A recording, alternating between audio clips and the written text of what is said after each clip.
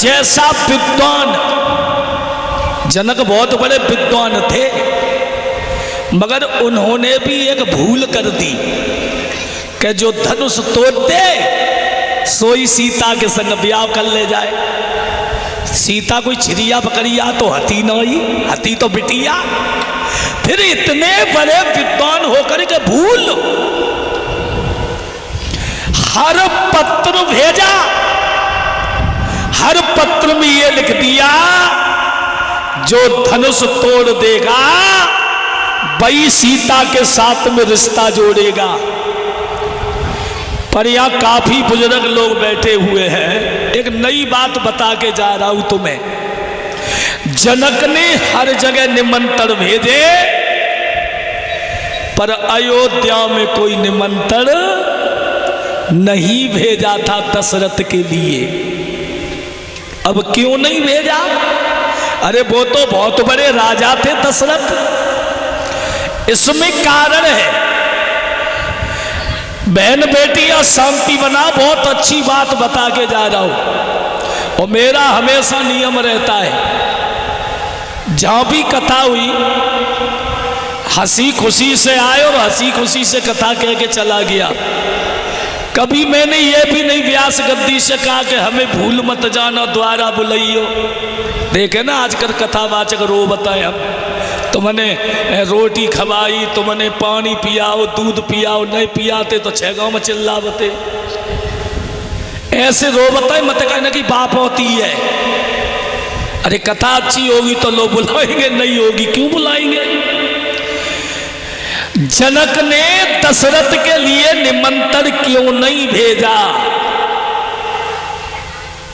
अब मैं तुम्हें बता रहा हूं।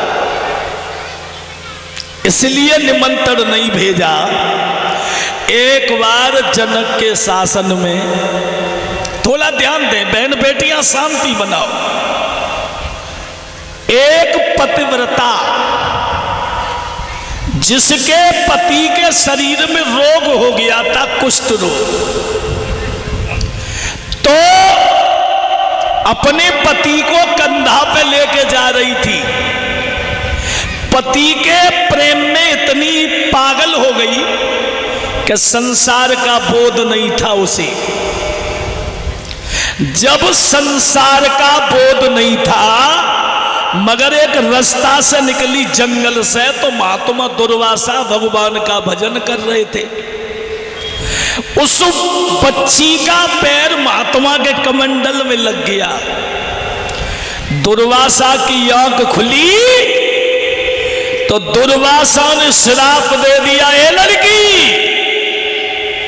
तू अपने पति के प्रेम में इतनी पागल, तूने मेरा कमंडल लुढ़का दिया। जा, मैं तुझे श्राप देता हूं कि कल सूर्य निकलते ही तेरा पति खत्म हो जाएगा। और जब ये कहा कि तेरा पति खत्म हो जाएगा, उस पतिव्रता ने कहा, बाबा जी आपने श्राप दे दिया, अगर मैं सच्ची पतिव्रता है तो जा, मैं अपने पति की कसम खा के कहती हूं कि कल सूर्य निकलेगा ही नहीं। उधर संत का श्राप लग गया, वो पतिव्रता थी। अपने पति को लेकर के भाई बैठ गई जनक के शासन में। 1 दिन हुआ, 2 दिन हुए, 3 दिन हुए, पर सूर्य भगवान नहीं निकले। अब जनक बड़े दुखी हुए, तो संतों को बुला करके ये कहा, हमारे शासन में सूर्य भगवान क्यों नहीं निकल रहे? संतों ने बताया कि संत का श्राप है, उधर पतिव्रता है। श्राप मुक्त वो बच्ची जब होगी, यदि कोई पतिव्रता कच्चे घड़ा में, कच्चे धागे में कुआं से जल भर के लाए, उसके पति को स्नान करा दे, तो पति सही हो जाएगा, श्राप मुक्त हो जाएगा, सूर्य निकल आएंगे।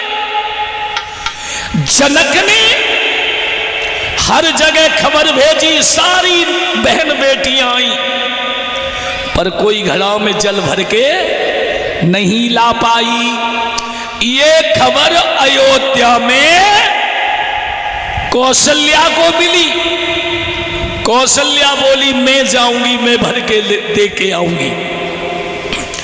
कौशल्या ने रथ तैयार करवाया तो इसकी एक दासी थी मेहतरानी। कौन थी? मेहतरानी। उसने ये कहा महारानी इतने से काम अकेला तुम जाओगी, ये दासी कब काम आएगी?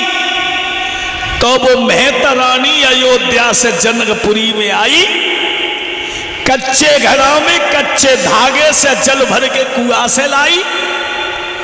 उस पतिव्रता के पति को स्नान करा दिया, उसका पति सही हो गया और संत का श्राप मुक्त हो गया। तब जनक ने पूछा कि तुम कहां की रहने वाली हो? तो उसने सारी बात बताई, मैं अयोध्या से आई हूं, महाराज दशरथ की पत्नी कौशल्या की दासी हूं, मेहतरानी, निम्न जाति से। तब महाराज जनक को ज्ञान हो गया कि इतने बड़े काम को एक दासी करके जा सकती है। अगर मैंने कहीं निमंत्रण भेज दिया और दशरथ ने कोई छोटी जाति का लड़का भेज दिया, धनुष तोड़ दिया, तो मुझे अपनी बेटी का विवाह करना पड़ेगा। इसलिए जनक ने अयोध्या में निमंत्रण नहीं भेजा था। अब सबकी समझ में आ गई? कायजित जी पीछे वही हो, आ गई? केवल यही कारण था जो जनक ने निमंत्रण अयोध्या में नहीं भेजा। और देखो भगवान की विडंबना, जहां नोतो भेजो ताके तो देखते रह गए, और जहां चिट्ठी ना भेजी ब्याह भई के कल लाए। विडंबना है। जहां निमंत्रण भेजा, और ये तो भगवान की लीला है। भंडारो हो को दावत हो रही है, जिनके लिए नोता दो बिने पूरी उन्हें मिली, और जिन्हें नोतो न दो वे हवक के खाए के चले गए। बोलिए गोविंद भगवान की। कौन देता आपके दिमाग भैया? इसलिए जनक ने अयोध्या